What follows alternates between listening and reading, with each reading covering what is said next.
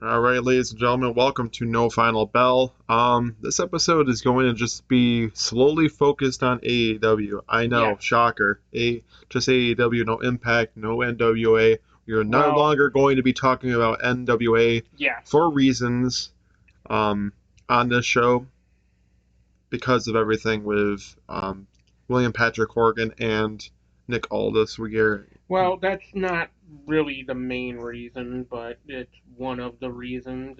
You know, it's just that the show overall has really, like, kind of dwindled right, since Tyrus won the world's title. And even, like, and that's the thing. I was willing to give it a chance. I saw the first episode of Power with Tyrus as the champion, and I wasn't a fan. So going forward, not watching the NWA because, like, first of all, having Mims challenge for the television title, like, straight away, like, literally right after he won that number one contender spot, and then having the match go to a 6:05 time limit draw made absolutely zero sense. And that was enough to make me be like, okay, I'm done. So going right. forward, no NWA, and there would normally be Impact this week if it wasn't for the fact that this week's was basically a recap episode because it took place on Thanksgiving, first of all, and second of all, like, why would they have a regular episode on Thanksgiving? Right. So, but regardless, we're here to plug your ears away with some AEW talk. Yes. So, night starts off with William Regal, and we won't hear from MGF as he's getting ready for a motion picture, which I think is a little bull crap, but that's Well, I what mean, he's. he's actually in that. I don't know if you want to call it like a docu series or what, but it's the film that has Zac Efron playing the role of Kevin Von Oh, Erich. that's right. That's right. So Um, MJF did get cast in that film. So that is true. Um, then the fans are chanting, "Fuck you, Regal." MJF will explain himself later. Uh, no, he will be explaining himself on well, Dynamite. yes. To, MJF will explain himself later tonight. Well, by the time this video releases, will be tomorrow. yeah. But um, you already know what happened with that tonight, but Well, we this don't video know. is gonna still come out, today on this Wednesday. So, um, and then out comes Moxley as they both give each other a death stare with the fans chanting, "You fucked up." Well, not before Moxley was out to kill Regal, and it prompted Bryan Danielson to come out and basically be the mediator of Right. everything. Then Danielson comes out to put himself in the middle of both men and then pushes Danielson and says they all have done bad things and wants Moxley to not hurt him and wants Danielson to move out of the way. Then Danielson slaps Moxley and wants him to listen to him. Well, when Danielson slapped Moxley, it only made Mox much angrier. So, Right. and not for nothing, it prompted Daniel Bryan to have to be like, okay, hey, I'm sorry, maybe that was a little too far, maybe, Not Daniel Bryan, Bryan Danielson. or yeah. But either way, it forced Danielson to be like, okay, hey, I'm sorry, maybe I went a little too far, and maybe the slap was a little too much. I apologize. I just want you to hear me out. Right. There's only one man to teach him to get past those struggles, and it's Regal. Someone wanting to show his daughter how to love him behind all Yeah, his so struggles, and fans chant bullshit.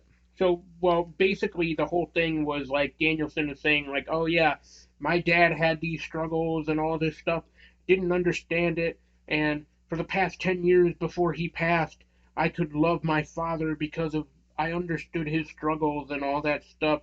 So, which the fans were like, "Oh, that's bullshit. No, he's just trying to butter up to Mox."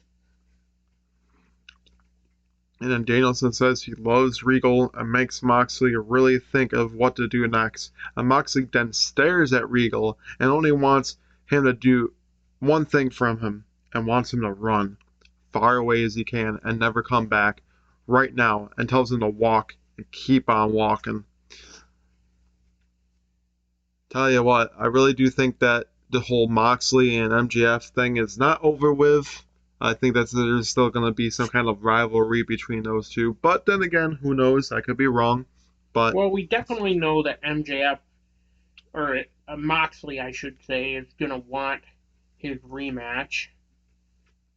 Whether he has to earn it back or not is a different story. right.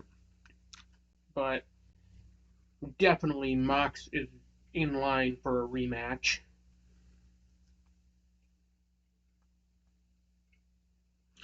So we go on to the next segment. We didn't get really our first match until after the first two segments, but it's all right. Keith Lee gets asked where they are, and Swerve stares him down, and Keith says, "You better choose your words wisely." What does this mean? As he puts his hand in front of the camera as they're talking behind scenes. So I don't know if they're gonna try to get their differences settled and still be a tag team, or if they're gonna compete Go one their on separate one. ways. I mean, fortunately, we don't know as of now, but I'm sure very soon we're going to find out what is the true meaning behind them talking to each other. Are they going to settle their differences? Or are they going to go their separate ways? We need to know what's going to go on with Swerve and our Glory, but as of right now, I don't know what that all means. I guess continue watching AEW Dynamite and Rampage to find out. So we got on to our first match of the night. It is the All Atlantic Championship match between Orange Cassidy and Jake Hager. Let you know, fans, Jake Hager really likes his hat. Yes, he does. He And he posts, won't let anybody touch it, even Orange Cassidy, which that was like pretty much the main focus of the match was Orange Cassidy trying to get his hands on Hager's hat and Hager being like, "Don't touch my hat." I like this hat. We're gonna get over what we're gonna get the purple hat over, fans. I mean, it pretty Just much like already is over. we the people. We the purple. Yes, it's now we the purple. We the purple hat. But as to no surprise, Orange Cassidy retains against Jake Hager. Um, a decent match. I mean, Orange Cassidy has been nothing short of amazing in his All Atlantic Championship run. So, all right. And then the best friends are about to hug, and then the factory come out, and I want a All Atlantic Championship match, and then the house. Actually, this is what we can call this episode. The house has returned. There you go. The House of Black have returned and then take out the best friends in the factory and everyone else from the locker room. Are they back better than ever? Yes. Yeah, they are Their back. presentation was amazing, especially like when Julia Hart revealed herself first, and because the lights went out. She has revived the House of Black. And well, just like I said, Julia Hart's presentation was like absolutely. It was amazing all around. From Julia Hart being up on the stage and like pretty much pointing or like holding her hand out, basically like summoning the House of Black was great. So easily one of the better segments of AEW Dynamite. Right. So So I mean, it was a great thing to see on Dynamite. It really was. Honestly, I've always been a fan of the House of Black. I think that they need to compete for the trios tag team titles as soon as see, everybody is giving shit to the trios tag team titles, but let me tell you something. I like it, the division. I like the presentation that they're doing with it. It's a different. It's definitely something different, It but creates it new definitely does opportunities seem like it's overtaking the actual tag team division in itself, which to a degree, yes. it is, but this is why you brought them in the first place. Because now you got all these trios and they can compete for a set of tag team titles. So, um, I'm all for it. There's a lot of trios, a lot of great trios out there. I mean, I'm loving the matches between the Elite and the Death Triangle right now. Of course, we'll talk about match 2 very soon, but let me tell you something, Marty. Wow. All right, so we get on to our second match of the night as Ricky Starks faces off against Ethan Page for a chance to face off against MJF at Winter is Coming. Um, The World Title Eliminator Finals. yes. A I lot of people. am shocked with who won this match. Yeah, I for one, and I said it before on this show, I'm pretty sure, that Ethan Page would have made the most sense, storyline wise, to go up against MJF because of the firm and, you know, MJF and everything like that, Stokely Hathaway and whatnot.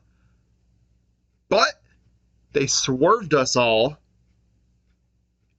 and gave it to Ricky Starks. Yeah. This absolutely, to my knowledge, makes no sense. I get Ricky Starks is, a draw. And you don't absolutely have to have him win at Winter is Coming, which I'm sure it's not going to happen. But this makes no sense storyline wise, unless you're going to have Ethan Page and MJF face off at Revolution. I don't know. Just, it makes no sense to me. Tony Khan, that's the one thing you kind of got wrong, is why Ricky and not Ethan Page? Ethan Page, the whole thing with, I could see it running in, you know, oh, we never needed MJF. We can do this on our own type of thing. And then MJF is like, oh, really? You think you can do this with, do this better without me than with me? The firm needed me. I never needed the firm. You know, boom, right there. Storyline. Firm. Ethan Page. MJF. Great battle at Winter is Coming. But no, you give us Ricky Starks instead. That's where I'm like flabbergasted. And what do you think about that? Like, I mean, tell me that I'm wrong with my analogy of what would have been a better match heading into Winter is Coming. well, no, I will say this: it's not a bad idea, and it would have made a lot of sense in the sense of like what they could do for a possible Ethan Page MJF feud. But I think the reason that they gave it to um, Ricky Starks in the first place, and why the whole like thing with Ricky winning it was such a big deal, is because everybody in the locker room, everybody around, like all the AEW fans, know that Ricky Starks is a draw. He's always been the guy that people want to see as a champion, whether it be TNT champion, whether it be world champion. Ricky Starks has always been that guy that people go to and are like, that kid's going to be a star someday. And especially when you consider that this man, Ricky Starks, was a former NWA television champion, actually back when the title, like, was first, like, I'm pretty sure Ricky Starks was the first television champion during the resurgence, I guess you could say, of NWA and NWA Power, when it first came to be. I believe Ricky Starks was that first television champion during the resurgence, and then he lost it to Zicky Dice. But either way, For what? Oh, for what? for the NWA television title, Oh, back when Ricky Starks, like I said, I'm pretty sure he was the first champion during the reinstation, like when the belt got like reinstated and when it came back into the picture as an official title in NWA. I'm pretty sure Ricky Starks was the first. But either way, to go from that to the FTW title to now he's challenging for the world title, like that's big. And it just goes to show you the progression of Ricky Starks and the development of Ricky Starks as a wrestler, as a so because the thing about it, I always knew that Ricky Starks was going to be a star, and now this is proving it. So it's really like I don't think they did a storyline per se for the match. I think it's just Ricky getting his moment to shine, so to right. speak. Um, congratulations to Ricky Starks. I will say that I think he deserves a world title shot, but just at a different time. I think that you could have saved it for a different time for him to face off against MJF. You didn't have to have it at Garland, Texas, December 10th? No, No, December 10th is Final Battle. I think it's Like December 14th or something like that. So. I don't know, but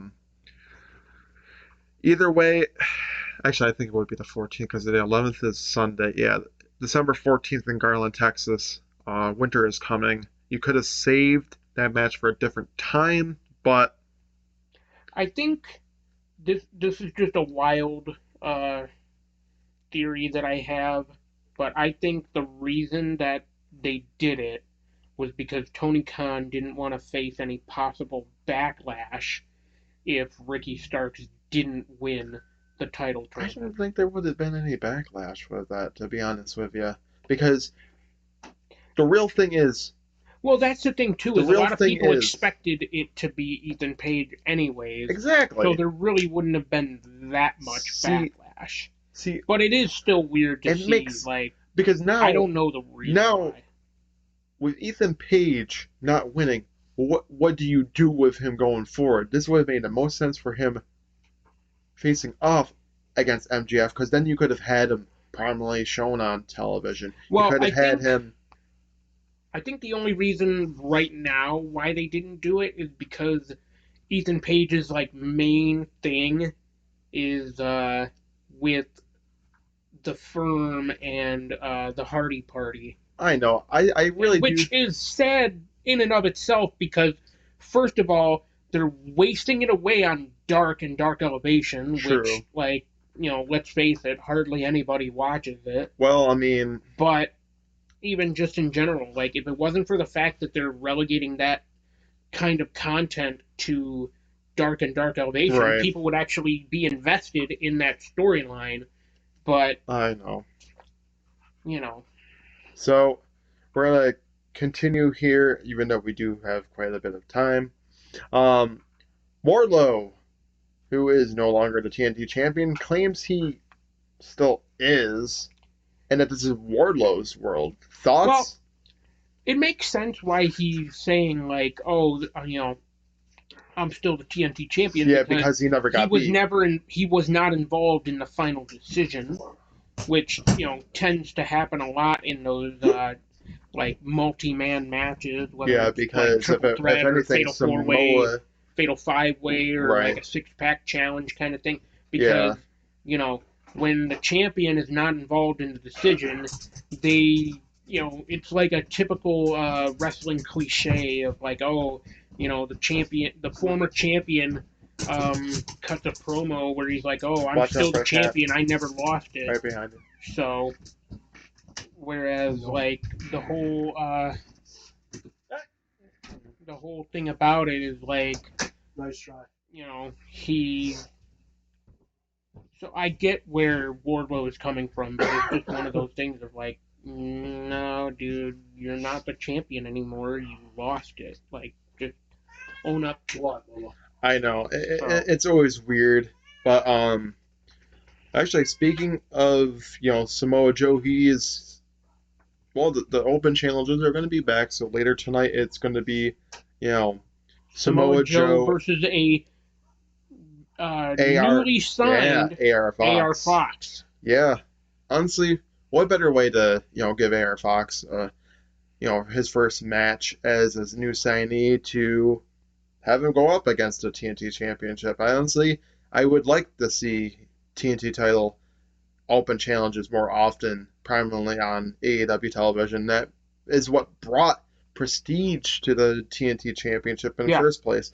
As far as what Wardlow is going at, I mean, eventually I could see him challenging it for it, but if there's any man that deserves a TNT title opportunity that I could have sworn was supposed to get one is Jay Lethal, in which I could see Jay Lethal and Samoa Joe facing off for the TNT Championship. That would be one hell of an open challenge right there. But well, it's interesting because at this point, it's almost as if they've completely dropped that storyline I know, with true. Jay Lethal and Wardlow, which is kind of weird because, like you said, yeah, Jay Lethal was supposed to get that title match against Wardlow, and then it just never happened. It never materialized, and it's kind of weird that that's the case, but it is what it is.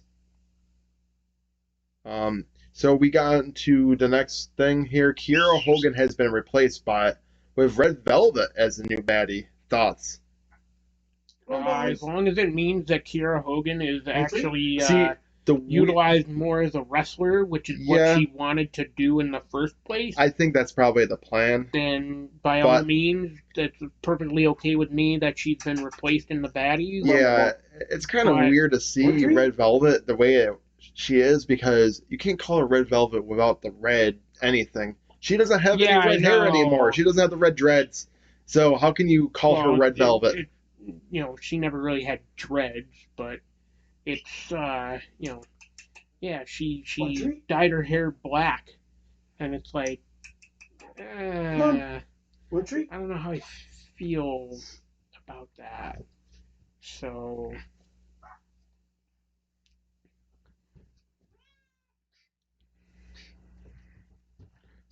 I don't know because Red Velvet I guess makes sense to get replaced as a baddie, but the thing is that you haven't really seen Red Velvet on AEW television in a while, so it makes almost no sense to have her as a baddie unless she's gonna be even used more. I don't know.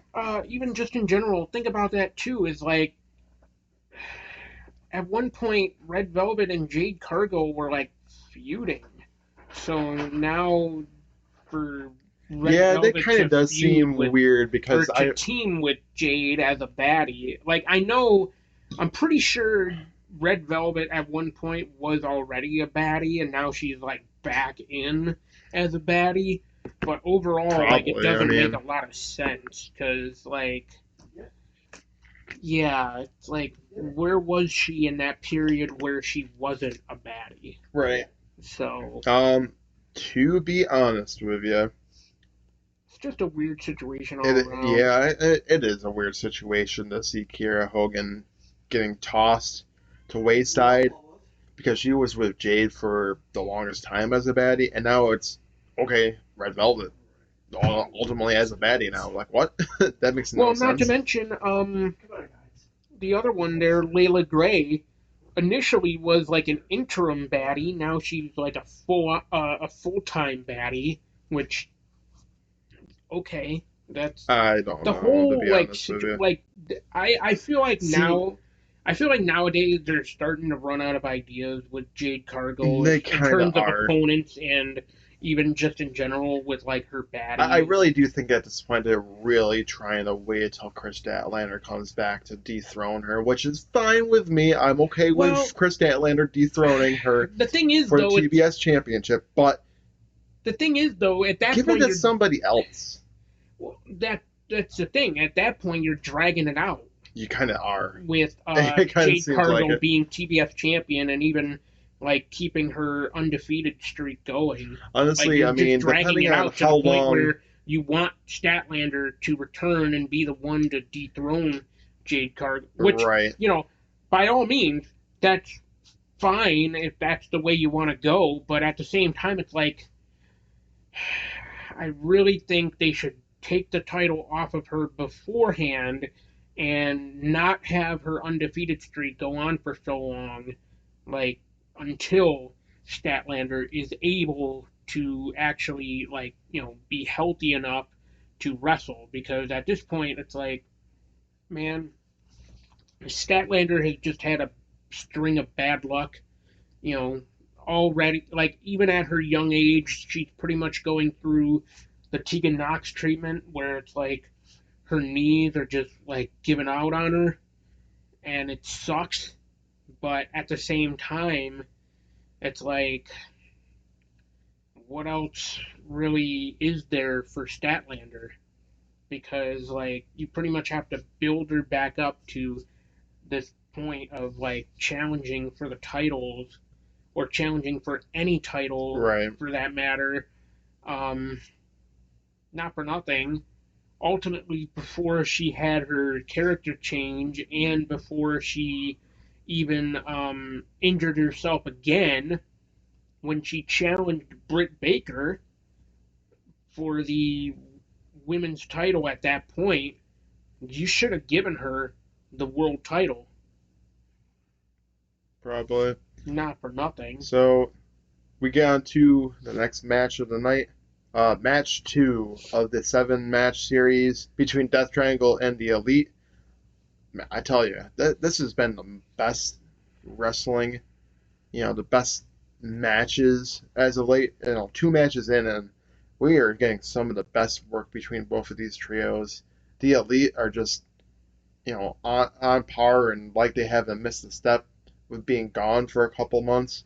Then you got Death Triangle, who have been tearing it up as the World's Trios Tag Team Champs. And you almost think I don't want to see them lose the titles, but unfortunately, I think that ultimately the Elite are going to take back the Trios Tag Team titles that they never lost. I'm Yeah. grateful that Tony Khan is making them work to win those titles back, which is nice. It's Yeah. not gonna be, oh, you're back and we're gonna just hand them right to you. No, it's they're gonna have to earn Well, I those mean, titles back. just in general too, it's like it was a very interesting little sequence of events, anyways, because like uh, they announced the match at Full Gear.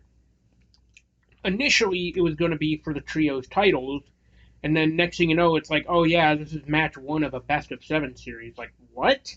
Yeah, you should have specified that from the start and not just confuse fans I with agree because like because originally it was for the World Trios Tag Team titles, and then you're like, oh no, this is gonna be a best of 7 series. Like what?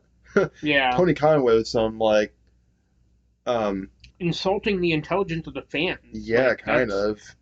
like what are you But WWE in doing I that? I guess I guess it makes sense for the long run, and now you get the chance to face off for the tag team titles and the match, and the best of 7. And now with everything with Death Triangle at the Elite, man, I tell you, it is some of the best wrestling ever. Honestly, these 2 trios are just amazing.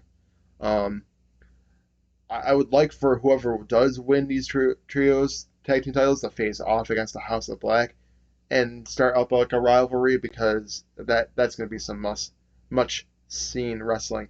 I hope it is Death Triangle that retain, because I know that they had their whole thing with the House of Black.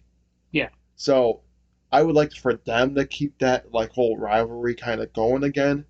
I'm hoping that Death Triangle do retain, and then start up another rivalry with the House of Black. This time for the World Trios Tag Team titles because it would make the most sense. Because you already had that before, and then if you throw in like the Elite with the House of Black, I think you can make it work out too. But ultimately, in that sense, who would be the heel? Who would be the face? Would Eh, the face be the Elite and the heels would be House of Black, or would it be vice versa? That's what I want to know.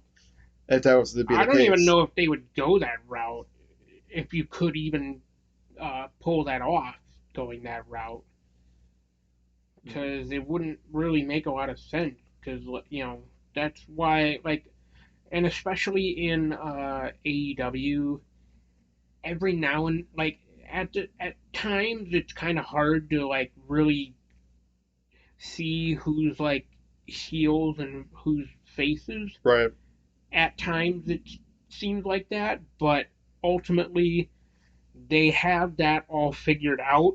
Um, if they were to do that, though, I do see it ultimately being like Death Triangle as the heels and the Elite being the faces. right.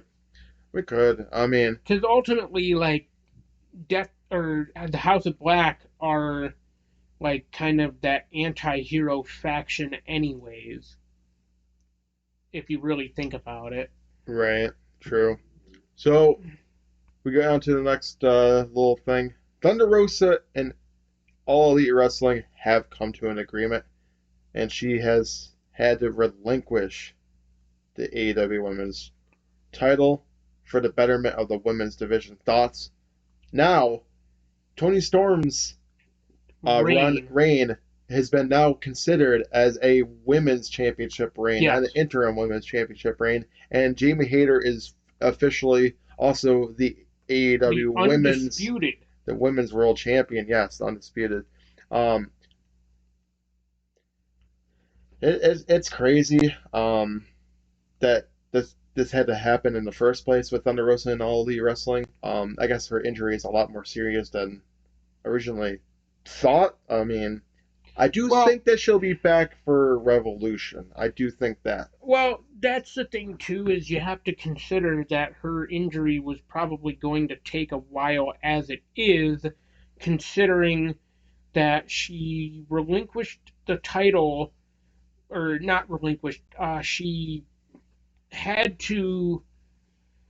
She announced her injury back in like mid to late August, like right before All Out, and now it's pretty much the beginning of December, and she's still out with injury. So at that point, it's like you Tony Khan kind of had to like make had to reach out to Rosa and be like, "Hey, look, like, you know, what's the deal with your injury?" Like, and I'm sure Thunder Rosa was like, "Well, I'm gonna be out a few more months, or I'm gonna be out for longer than I expected."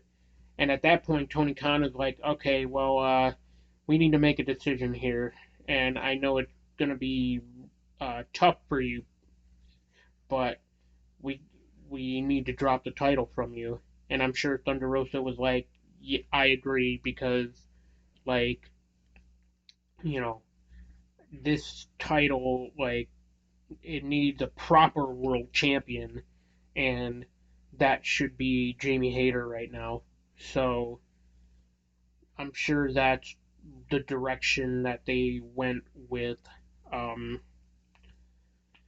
Thunder Rosa and with the women's world title. Um, so it's great to see Jamie Hayter getting to be officially recognized as a women's champion along with Tony Storm, but ultimately it's the kind of situation where it should have been like that from the start. Like, yeah, Tony Storm at the time was the interim champion because of the fact that Thunder Rosa is out with this injury, but ultimately, she never treated it as if it was an interim title. She went out there night, week in and week out, night after night, Dynamite and Rampage after Dynamite and Rampage, proving that she is the women's world champion. At the time, it was interim, but no, there's no interim about it anymore. She was going out there as the women's world champion, putting on a show. Yeah, I agree. I'm grateful that Tony Storm also knew when she was the champ that she felt like there was no interim on that. I was out there as the women's world champion.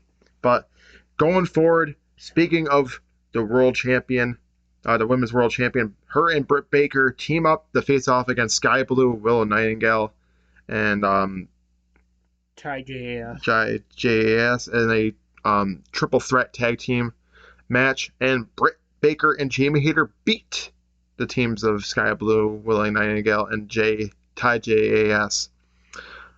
So Billy Gunn wants the scissor with the Acclaim, but the Last Outlaw and Jay Lethal seem to be lurking. What does that mean? It means there's going to be a tag team match going on. Jay Lethal and the Last Outlaw, which is weird that. Well, it's kind of weird that Jeff Jarrett has still been lurking as a wrestler, even though he's part of the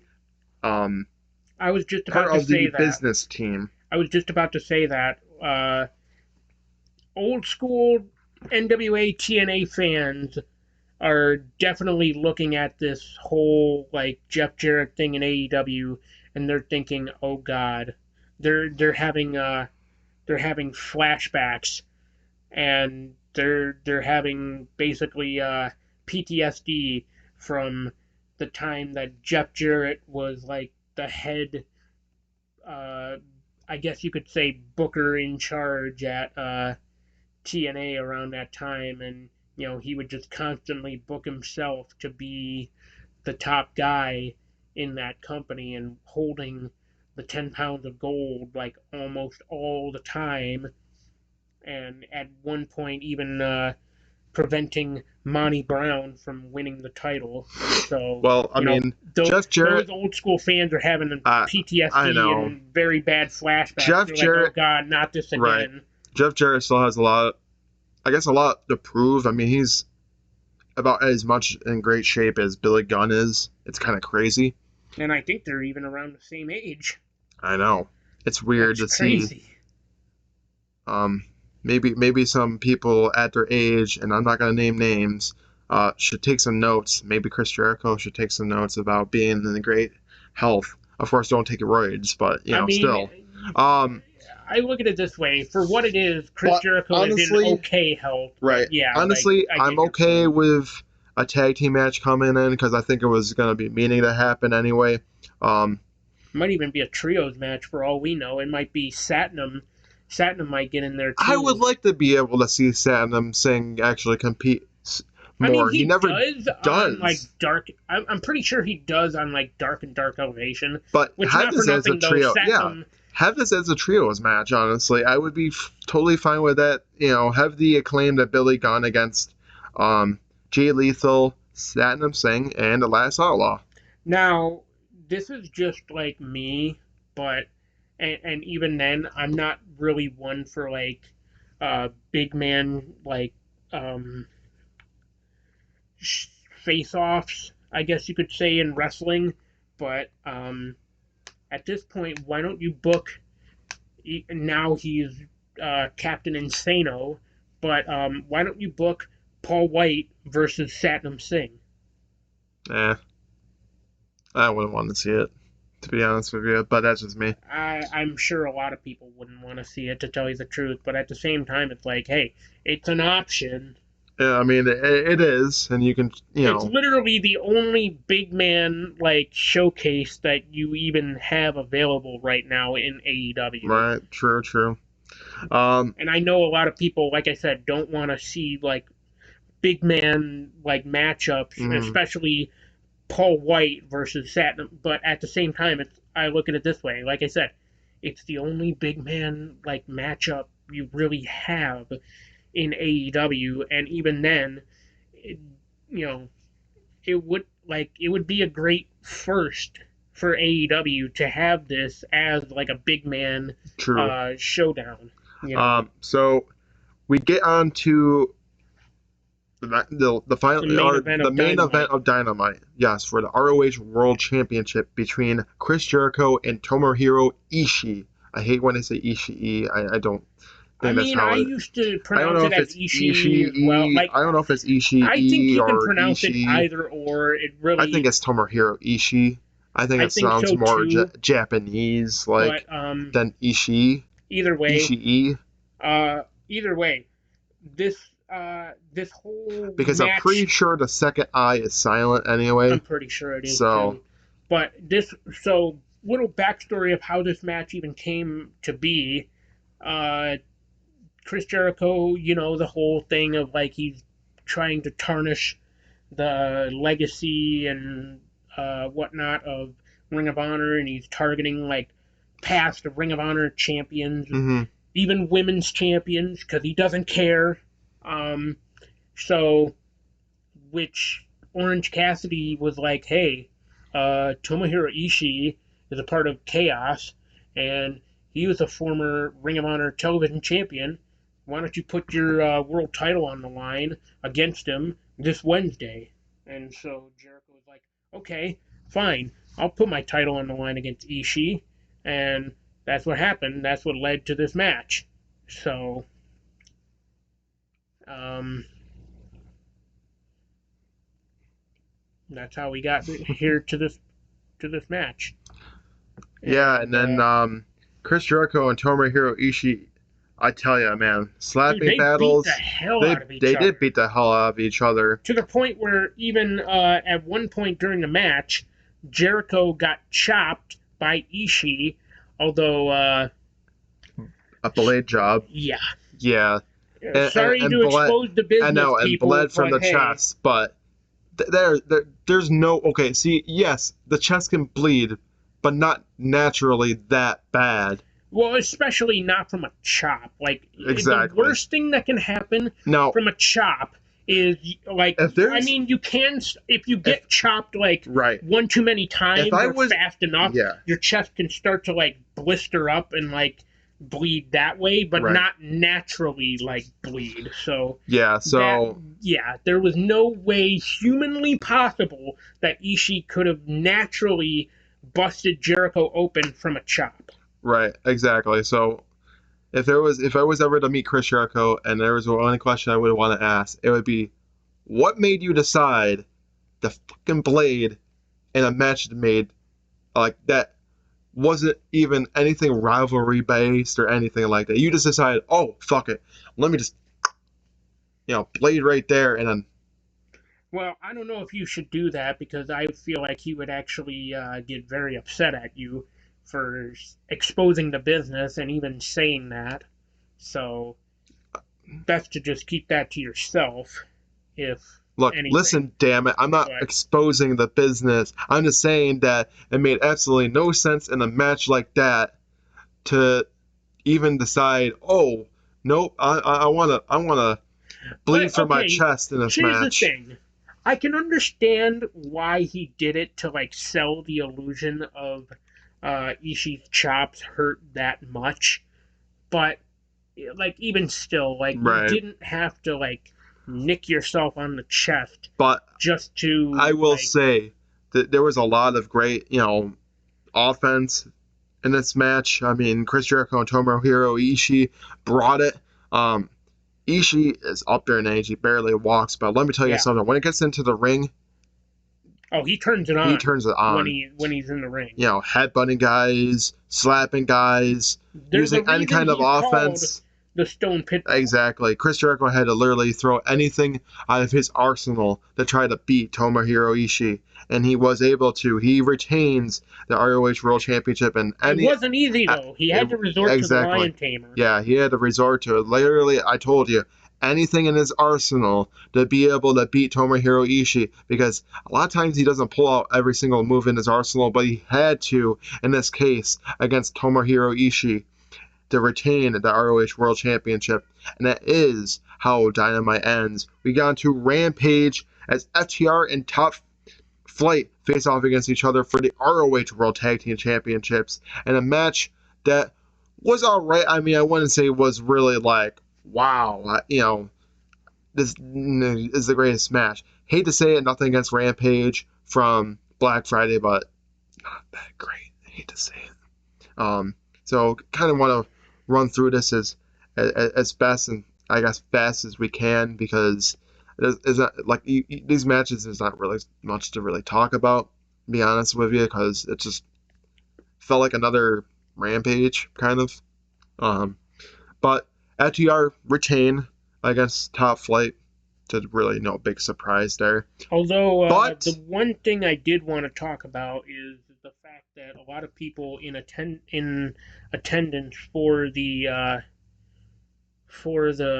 show for Black Friday noticed that Dante was like down for a little bit of time and were concerned that he may be like possibly injured.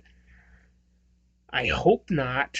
And I hope that he's okay, because man, like Dax Harwood even said it himself. Like Top Flight has just had such a such a horrible string of bad luck that like this happening to Dante Martin, not even Darius Martin, that would be honestly really in rough. that match, I honestly didn't see where he could have gotten hurt. Honestly, I think he was just selling. I hope he was honestly, just selling. I think he was just selling, because I didn't see him getting any sort of hurt in that match. But after the match, the Guns come out. They're looking to be the next challengers for FTR. I don't know if it's going to be for the ROH World Tag Team Championships. I don't know if we're going to face off a final battle, but it's looking like it's leading towards something like that. If not, on AEW television. Honestly, I don't think that's the direction that they're gonna go with that, because but also, I don't think anybody has even asked the question that everybody. I don't think anybody has been asking the question, where the hell is the Kingdom? Yeah. Like they just kind of came in and was like, oh yeah, hey, they're here, they're guys on the roster. I know. guess, or are they? Like, but also they were trying to say like, oh, we're gonna be the next challengers to FTR's Ring of Honor tag team titles. Like, we're gonna get our shot, or like Marty. So all I know is we're gonna have to watch and find out. Well, I was actually gonna get into this too. Who's to say that at Final Battle the Kingdom will challenge FTR for the Ring of Honor tag team titles? They very well could, and could win them back. I don't know so much about that. Because honestly, like, I'm pretty sure nothing against FTR. Nothing against FTR, but they kind of need to start losing some of those tag team titles. They kind of have had them for a little too long. You haven't really been hardly seeing FTR as of late. So it's kind of like their whole momentum has been dwindling here's the thing holding those also, titles. So here's the thing also with FTR.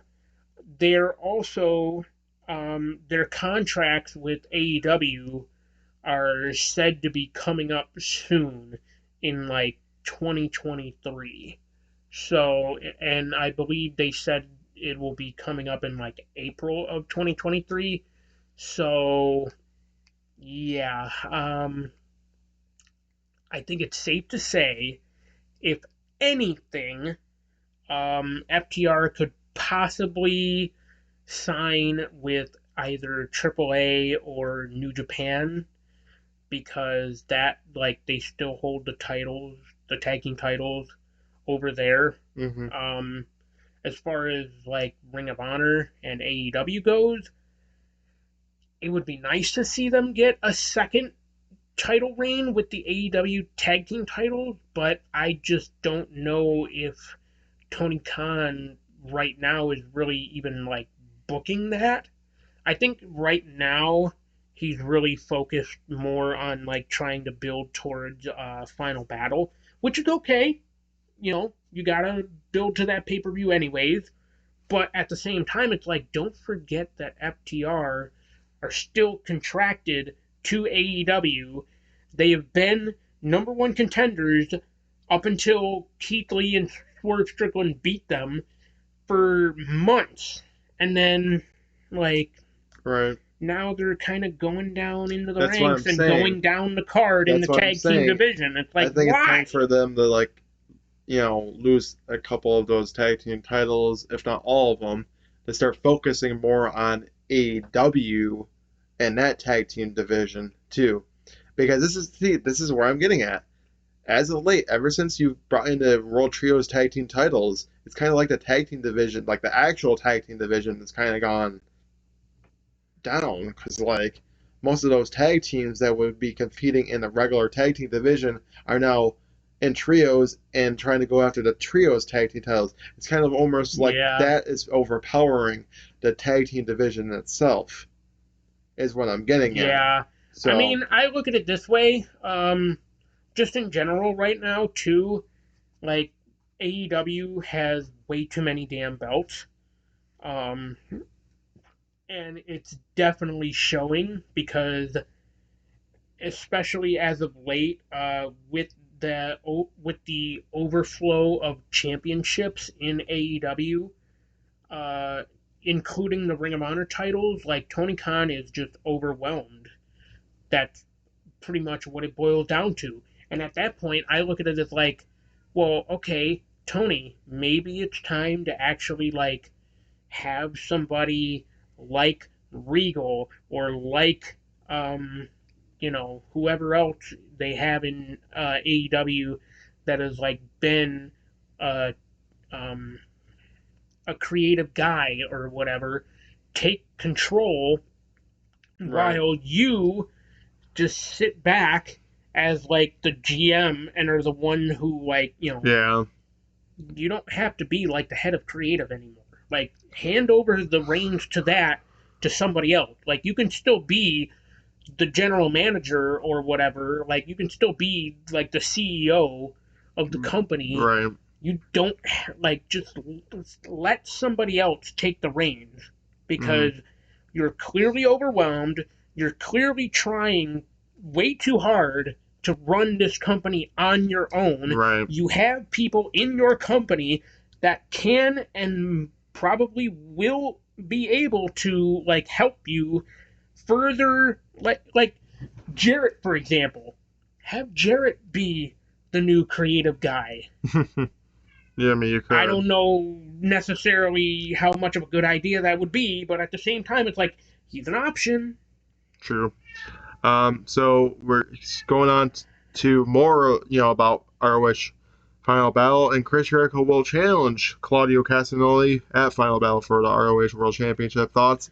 Kind of knew that was going to happen. But here's the added stipulation to that match: if Claudio loses, he must join the Jericho Appreciation Society and once again become a sports entertainer.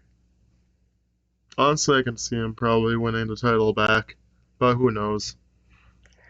If that's the case, then it really didn't do much for Chris Jericho to hold the title.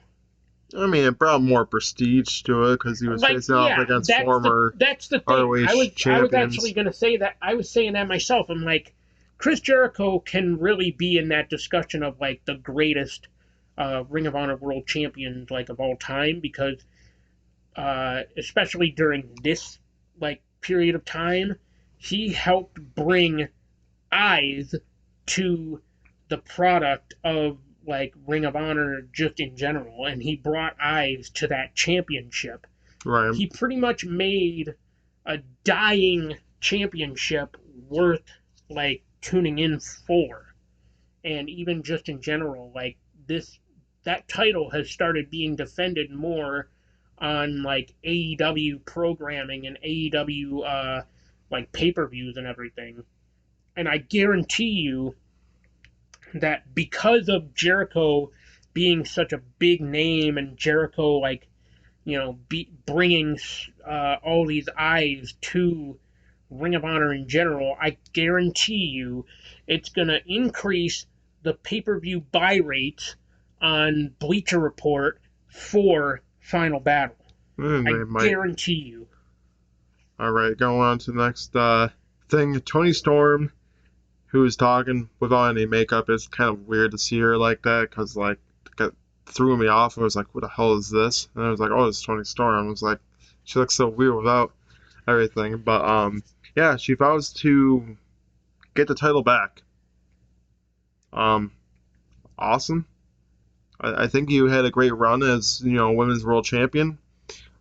And I think you should get an opportunity, but there's also another title that is out there looming in the world. I'm looking honestly, at it like this. You should can you be the one that dethrones Jade? Because that would be cool. Nothing against Jade Cargill, but she's been like lacking as the TBS champion. I was gonna say the only real like viable option that I see of who could possibly like dethrone Jade Cargill is either Toni Storm or Chris Statlander at this point. Yeah, I was gonna say because especially considering like Toni Storm just lost the women's world title, so you could build her up to like be a credible challenger for Jade Cargill, which I mean I don't see why she couldn't be.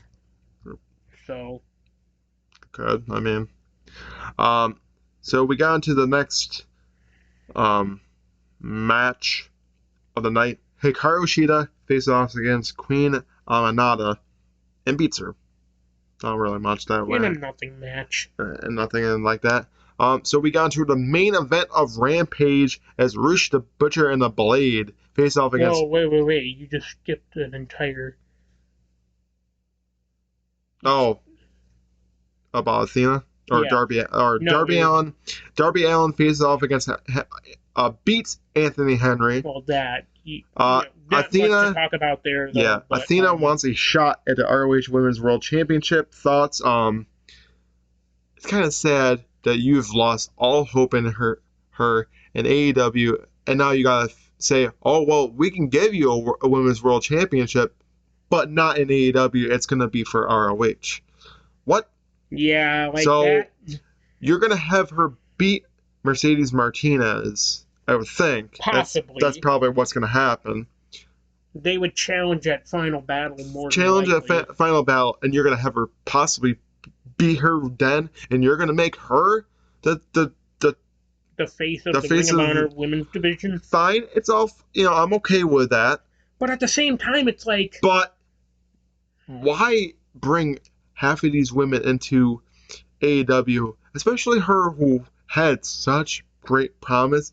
Yeah. Then you hardly have her on television, demote her, and now you're like, oh well, we can cut a deal. You can still be part of a women's division, just not our women's division.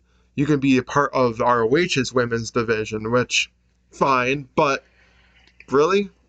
If I'm Ember Moon, well, to be honest with you, you've hardly seen Mercedes Martinez even prominently used anywhere on AEW anyway. So she maybe only showed up on like Dark and Dark Elevation. So maybe that's how this whole thing came to be. So maybe with Athena, maybe she could start showing it off and defending it on the main AEW shows. But something tells me that's probably not going to happen. If anything, I could see her starting to defend it on like Rampage. It would be cool.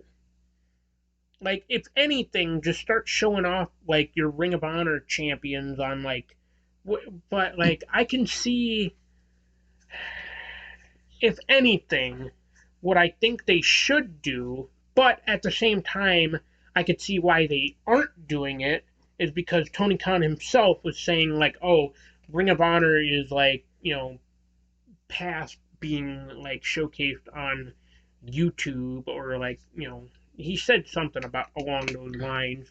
But like honestly, I would be okay with them turning AEW Dark into like Ring of Honor Right. or like because honestly, like Ring of Honor needs something. Like at this point, I would be okay with them like going to YouTube, but for some reason Tony Khan doesn't want to do that. It's like why? Like I get it that YouTube maybe isn't the greatest audience for wrestling, but at the same time, it's like it's still something, you know. Because honestly, Tony Khan has to do something with No, Ring of Honor. it's Like he weird can't just because let it die I and know. only bring it back for like a pay-per-view every few months. Like Yeah, what it it seems like almost to seems like me it is almost he's seems using like oh, AEW as a go ahead. stomping ground to like to showcase a lot of the AEW talent there, and then just slowly having ROH, pay-per-views. So if you think about it, between ROH and AEW, there's quite a lot of pay-per-views that happen for the whole entire year for Tony Khan. I mean, yeah, but at the same time, it's like what I was gonna get into is it almost seemed like at this point that Tony Khan buying Ring of Honor was a bit of a like stupid purchase in a sense for Tony Khan because a lot of people were thinking that like oh wow Tony Khan buying Ring of Honor like this is going to be great because he has the money to back this company. It's like sure, but he also needs to revive this dying company Oh, I because know, at this true. point it's like it's almost as if he's just gonna let it like die and not really like and only bring it back for like pay-per-views every now and then. Right. And not for nothing, Ring of Honor is better than that. Ring of Honor should not be subjected to that, but I don't True. know, man. So we got into the final match of the night is Roosh the Butcher and the Blade facing off against Dark Order and Well, the main and thing Ten. about this match was where is 10? Yeah. Nobody has seen from him, nobody has heard from him, but up until the final moments of the match, nobody has heard from 10. And then all of a sudden, out of the blue, Negative One and Evil Uno are able to summon 10, bring him down to the ring. Next thing you know, Preston Vance, 10, gets right up in Rush's face. John Silver is right behind 10, and 10 just Gives wham, him the lariat, yes. And turning on turns Dark Order. turns heel and How turning could on you? Dark Order. How could you? Beats down In Brody Lee's name, how could you, yeah, Preston and Vance? because of that, Roosh and the Butcher of the Blade were able to get the win against Dark Order. And then Preston Vance has joined with Roosh and turns heel, beats down Alex Reynolds and John Silver, and takes off his mask to In give to front of Negative in front of Negative One. What does this he was mean? so heartbroken. Yes, he He was was super so heartbroken. heartbroken. He's just standing there with the mask in his hands, just breaking down, crying because of what that mask and that whole, 10 being in the Dark Order. He was a recruit, a personal recruit from Brody Lee. I Brody know. Lee personally recruited 10 to be in It's the Dark safe Order. to say that the Dark Order is kind of dwindling downward. I mean, yeah, Yeah, and it's very sad. you still have Evil Uno and Stu Grayson. You still Well, have Alex actually, Reynolds and John Silver. well, that's the thing. Stu Grayson really isn't even there anymore. He just kind of had that one off in Canada, and that was it. I know, And but it was like, oh, yeah, hey, I'm still here for you guys, even though I'm no longer contracted by the company. Okay. Right. I guess what this means is that, yeah, Dark Order loses a member, and I guess it makes sense to have him join up with Roosh But and the Butcher and the ultimately, Blade. you have to look at the bigger picture. Dark Order is still a trio That's true. consisting of Evil Uno, John Silver, and Alex Reynolds. So, with that being said, they are still in that trio's division, Yeah, they are, technically. and they still could be, going. That's what I'm saying. Like, there's so many trios, and they're focusing more on that trios division than the actual tag team division, which sucks. But hey, you know what? Honestly, it is what it is, and Well, that's also it also comes down to an overflow of talent in AEW as well. Which I mean, yeah, they have released a lot of people to make room for like new signings and everything, but at the same time, it's like I hate to say it, but AEW kind of has an overflow of talent. honestly, oh, you think they do? So does WWE. Well, WWE has an overflow I of talent know, too, but but also ultimately, they did release a lot of people last year, that's true so too. um, but Yeah, even and just most of in that general talent, too that got released from WWE is went to back AEW. or is back with the company. That's true too. So, but that's gonna do it. Yeah, that's just gonna do it for this episode of No Final Bell. We Uh, said it was gonna be a shorter episode, but it actually Ended up being over an hour. Yes, I know. It's interesting. So make sure to follow us down below at Tinkle Sports on all social media platforms. Make sure to follow this channel for more content as we have Sunday morning Tinkle every Sunday at 9. This show usually every Wednesday at 5 unless and otherwise. then this is our show Yeah, right our here, No show. Final Bell. Yes, and then you also have Out of Turn 4, usually every Tuesday at 5. It's currently on hiatus as the NASCAR racing season is over with, but it will be back up, roughly around next year.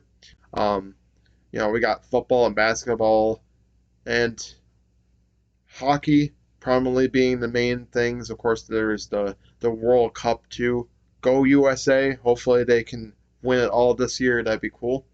They are in the last 16, so further than I thought they were going to be in a World Cup, to be honest with you.